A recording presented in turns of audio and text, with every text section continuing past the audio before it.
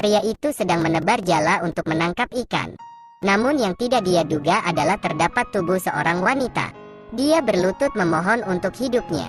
Ternyata tidak lama sebelum itu, dia telah mendorong istrinya ke sungai. Kemudian dia memukuli istrinya sampai mati dengan tongkat. Lalu ia membiarkan saja tubuh istrinya terapung di sungai seperti itu. Tetapi sesampainya di rumah, dia memberitahu putrinya Malai bahwa ibunya secara tidak sengaja jatuh ke sungai dan hilang. Tetapi pada saat ini, dia tidak tahu bahwa istrinya adalah peri di langit. Dan misinya juga membawa keberuntungan bagi orang lain. Maka setelah meninggal sang istri langsung berubah menjadi ikan yang bercahaya. Malai setelah mendengar itu, gadis itu langsung berlari ke sungai. Lalu mencari kemana-mana untuk mencari ibunya. Pada saat Malai sangat putus asa, kemudian di sungai muncul seekor ikan kuning yang berbicara. Malai juga mengetahui bahwa itu adalah suara ibunya. Selanjutnya, ikan itu memberitahu Malai bahwa dia akan selalu berada di sisinya dan melindunginya, membantunya menjalani seluruh hidupnya dalam kemuliaan dan kekayaan, dan tidak akan membiarkan siapapun menggertaknya. Malai kemudian memeluk ibunya dan memegangi wajahnya dengan penuh kasih. Gadis kecil itu bahkan berbicara tentang betapa dia merindukan ibunya. Tapi sekeras apapun gadis kecil itu, ikan tidak bisa meninggalkan air. Jadi Malaysia harus membiarkan ibunya masuk ke sungai. Lalu setiap hari dia pergi ke sungai untuk menemui ibunya, bahkan membawa nasi untuk ibunya. Dan sejak kematian ibunya, Malai tidak hanya menjadi pengasuh di rumah, tetapi dia juga harus mengambil semua pekerjaan berat. Adapun ibu tiri, sepanjang hari, dia hanya tahu bagaimana menemukan hal-hal untuk membiarkan suaminya memarahinya. Gadis Malai yang lemah hanya bisa berlutut dan memohon mereka untuk memaafkannya. Dan orang-orang ini masih tidak tahu apa status bangsawan Melayu ini. Sore harinya, Malai hanya bisa diam-diam menyembuhkan lukanya sendiri dan kemudian diam-diam meneteskan air mata. Dan keesokan harinya Malai diam-diam pergi ke sungai. Kemudian dia menceritakan penderitaannya kepada ibunya yang telah berubah menjadi ikan. Namun tak disangka, saat Malai memanggil ibunya, ia didengar oleh saudara tirinya yang bersembunyi di balik pohon. Adik perempuan itu bergegas pulang dan menceritakan seluruh kisahnya kepada ibu tirinya, lalu mengikuti putrinya ke sungai. Kemudian dia melihat Malai tidak hanya memanggil ikan di sungai dengan nama ibu. Dia juga tidak berhenti memberi makan ikan. Karena itu, dia yakin ikan itu jelmaan ibu Malai. Jadi suatu hari dia membuat alasan untuk mengusir Malai lalu meminta putrinya untuk berpura-pura menjadi Malai. Biarkan gadis kecil ini mengambil keranjang makanan dan pergi ke sungai. Dia kemudian meminta putrinya untuk belajar intonasi Malai. Untuk bisa memanggil ikan yang disulap oleh induknya harus muncul ke permukaan.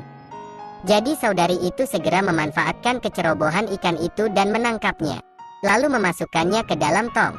Dan setelah pulang, ibu tiri mengambil ikan itu. Dia bahkan melihatnya dengan tatapan yang sangat kejam. Sepertinya dia sangat kejam.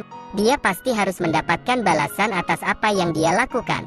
Di malam hari, ibu tirinya memasak ikan itu menjadi ikan bakar yang lezat. Dia bahkan meminta Malai untuk duduk di meja bersamanya. Ketika dia melihat bahwa Malai telah memasukkan ikan ke dalam mulut kedua ibu dan anak yang kejam ini, mereka segera menyatakan kepuasan yang luar biasa.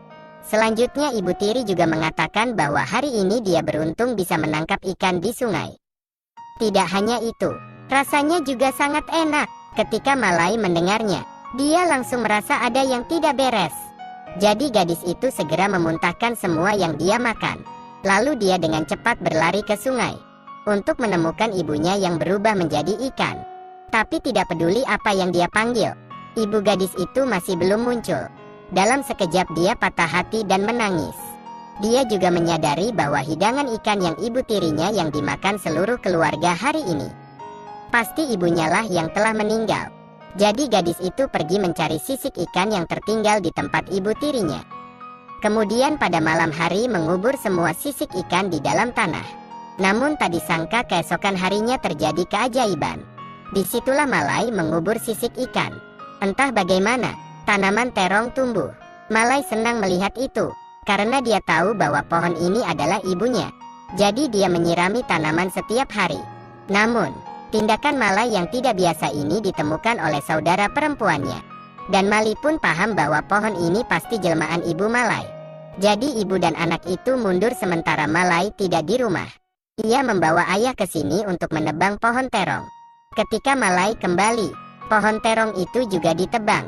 Kemudian gadis itu pergi ke tempat bibi tirinya dan menemukan bahwa seluruh keluarga sedang makan terong bakar. Ketika Melayu melihat ini, dia pingsan. Tanpa diduga, gadis itu bahkan datang untuk mengambil apa yang akan dia masukkan ke mulutnya. Namun, ketika gadis kecil itu baru saja mengambilnya, ibu tirinya menjambak rambutnya, kemudian dipukuli oleh ibu tirinya. Tapi tidak peduli bagaimana dia memikirkannya, dia tidak bisa mempercayainya. Segera dia harus menerima pembalasan. Malam itu juga, tiba-tiba guntur dan kilat menyambar di langit. Pada saat ini, ibu tiri sepertinya telah mendengar suara seorang wanita di suatu tempat. Jadi dia menyeret ayah keluar untuk melihat. Tanpa diduga, seseorang muncul di sini. Ketika ibu tiri melihat ini, dia segera meletakkan tangannya di bahu orang ini. Tapi detik berikutnya membuat ibu tiri merasa sangat takut. Karena dia tahu betul bahwa orang itu adalah Ibu Malai. Maka keesokan harinya dia membuat rencana, yaitu untuk mencari keberadaan seorang penyihir. Kemudian dia berkata dengan tegas bahwa hanya jika wanita itu menghilang sepenuhnya, maka saya akan setuju dengan Anda tentang apapun. Ketika penyihir mendengarnya, dia memotong tangannya dengan pisau. Lalu dia berubah menjadi bayangan hitam dan terbang. Tunggu sampai ibu tiri pergi. Benar saja, dia tidak mengalami mimpi buruk lagi. Dan untuk melampiaskan amarah di hatiku selama beberapa hari ini, dia menyeret Malai untuk memukulinya tanpa alasan. Setelah itu Malai hanya bisa berbaring di tempat tidur dan menangis dalam diam. Namun, pada saat ini, dia tiba-tiba melihat akar tanaman terong di bawah bantalnya. Pada titik ini, sepertinya ada secercah harapan. Kali ini dia lebih berhati-hati dari sebelumnya, karena dia tidak akan membiarkan ibu tirinya menghancurkannya. Jadi keesokan harinya dia pergi jauh ke dalam hutan. Kemudian dengan hati-hati melihat sekeliling. Pada saat ini, gadis kecil itu yakin bahwa dia mengubur akar pohon. Gadis itu berpikir bahwa ibunya akan hidup kembali berkat itu. Tapi sudah beberapa hari dan masih belum ada respon. Dan ibu tiri belum melihat tanda Malai selama beberapa hari. Jadi dia berpikir bahwa orang itu malas dan menghindari pekerjaan. Sekarang dia punya alasan untuk memukulinya. Tidak peduli seberapa banyak Malai menangis. Sang ayah yang berdiri di samping tidak berkomentar. Namun pada saat inilah akar pohon yang dikubur oleh Malai sepertinya telah mendengar panggilan gadis itu. Jadi ia segera menggunakan kekuatannya untuk tumbuh menjadi pohon. Pada saat ini, lampu kuning menyala, dan pemandangan ajaib muncul. Pria ini menggunakan tongkat untuk memukuli istrinya sampai mati. Dan setelah istrinya meninggal, dia berubah menjadi pohon Bodhi. Putri Malai juga mengikuti itu dan tumbuh dewasa. Tapi dia masih dipukuli dan disiksa oleh bibi tirinya setiap hari. Selain itu, setiap pukulan sangat brutal. Tapi Malai hanya bisa mengertakkan gigi dan bertahan. Adapun sang ibu, ketika melihat ini, dia memutuskan untuk tidak membiarkannya begitu saja. Karena dia sangat ingin membantu Malai mengubah nasibnya. Menggunakan sihir untuk memanggil seorang pangeran ke sini. Dia kemudian memberitahu pangeran bahwa takdirnya ada di arah yang saya tunjuk. Ketika sang pangeran bangun, dia berpikir bahwa ini adalah kehendak Tuhan. Jadi dia segera mengirim pengawalnya untuk mencari. Dengan sangat cepat pengawal itu membawa Malai ke depannya. Namun, sejak dia melihat Malai, dia langsung jatuh cinta padanya. Dan Malai saat ini sangat malu ketika pangeran menatapnya seperti itu. Untungnya, pada saat ini, seorang penjaga berlari untuk melapor bahwa mereka telah menemukan pohon Bodhi emas. Tetapi mereka berusaha dengan sekuat tenaga, dan pohon Bodhi tidak bergeming sedikit pun. Setelah mendengar ini, pangeran bertanya kepada Malai apakah ada cara. Malai tidak tahu bagaimana harus menanggapinya saat ini. Tiba-tiba dia memikirkan kembali kata-kata ibunya kemarin. Orang naas apa yang akan saya temui dalam hidup saya besok, Ibu? Besok, selama kamu bisa mencabut pohon ini, kamu akan memiliki kebahagiaanmu sendiri. Meskipun kamu tahu ini tidak akan menyakiti ibunya, tapi dia masih tidak sampai hati melakukannya. Kemudian dia berjalan perlahan menuju pohon Bodhi. Pada saat ini, suara ibunya juga terdengar. Aku akan selalu berada di sisimu. Terus meludah. Pada saat ini, Malai menggunakan seluruh keberaniannya untuk menyentuh pohon itu. Dan pada saat yang sama, sebuah pemandangan ajaib muncul. Pangeran berkata setelah melihat itu, "Sekarang dia adalah ratu kita. Segera kami akan datang dan menjemputnya." Setelah mendengarkan, saya tidak tahu harus berbuat apa. Tetapi dia juga tahu bahwa dia tidak bisa berdebat dengan kata-kata kaisar. Jadi dia setuju saja. Segera pangeran mengirim seseorang untuk meminta pernikahan dengan Malai. Pada saat itu, Malai mengenakan kostum yang indah dan meninggalkan keluarga yang menyiksanya selama bertahun-tahun. Berpikir bahwa kehidupan Malai akan menjadi nyaman dari sini. Tapi bagaimana Ibu Tiri bisa dengan mudah membiarkan dia mendapatkan keinginannya? Jadi dalam benaknya segera muncul sebuah rencana. Yang pertama adalah menemukan penyihir itu terlebih dahulu. Kemudian minta dia untuk membuat ayah yang sakit terbaring di tempat tidur. Selanjutnya, Ibu Tiri akan pergi ke istana untuk mencari Malai. Kemudian katakan padanya bahwa ayahnya jatuh sakit. Adapun Malai, setelah mengetahui berita itu, tentu saja dia akan segera kembali.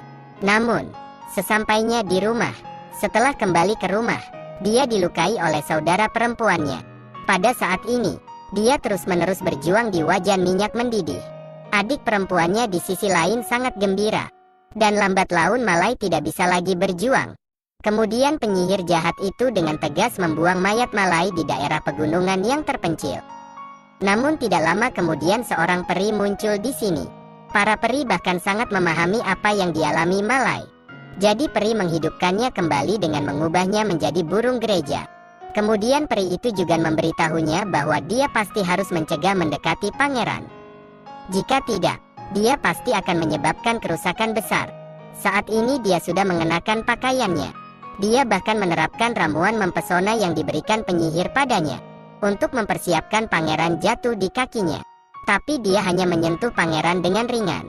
Sesaat tangannya terasa seperti terbakar. Ketika pangeran melihat ini, dia langsung merasa ada yang tidak beres. Karena biasanya hanya hal-hal yang mendekatinya dengan niat buruk yang akan bereaksi seperti itu. Tapi saat aku melihat sosoknya yang lembut, pangeran masih memutuskan untuk mempercayainya sekali saja. Namun, ketika dia mengetahuinya, dia langsung mengatakan bahwa dia memiliki hati yang kejam. Tentu saja, saya tidak akan membiarkan orang lain mengatakan itu. Jadi dia segera pergi ke selir. Kemudian mulai memarahinya dengan keras. Segera pangeran mendengar berita itu dan berlari untuk menghentikannya. Namun, ketika dia melihat sang pangeran, dia berlari untuk mencela selir sang pangeran terlebih dahulu. Bahkan dia memasang wajah menyedihkan untuk mendapatkan simpati sang pangeran. Pangeran sangat terkejut dengan perubahan Malai ini. Tapi dia masih memilih untuk berpihak padanya. Namun, setelah itu, sang pangeran meragukan identitas pria yang dianggapnya sebagai orang Malai. Pada saat inilah Malai yang asli terbang ke kamarnya, memberitahu pangeran bahwa Malai saat ini palsu. Saya adalah Malai yang sebenarnya. Bagaimana saya bisa percaya apa yang Anda katakan? Apakah Anda masih ingat janji di bawah pohon Bodhi hari itu? Tentu kita ingat. Pangeran segera mengerti segalanya. Itu sebabnya dia menelepon Mali untuk bertanya. Dan di bawah pertanyaan pangeran, dia tidak bisa membantah. Segera pangeran mengirim seseorang untuk berurusan dengan Mali. Dan berpikir bahwa sejak saat itu, Malai dan pangeran akan memiliki kehidupan yang bahagia. Tapi selir ini juga bukan karakter yang sederhana. Karena bagaimana dia bisa tahan jika seekor burung mengambil perhatian sang pangeran? Jadi dia mengambil keuntungan dari kepergian pangeran. Kemudian langsung ambil burung pipit. Kemudian dia mengirim pelayan untuk membawa burung untuk memasak bubur. Tapi ketika pelayan ini turun ke dapur, kemudian dia tidak berani menyerah. Kemudian dia memutuskan mencari seseorang untuk membantunya. Tapi tunggu sampai dia kembali lagi. Kemudian burung itu akan menghilang tanpa jejak.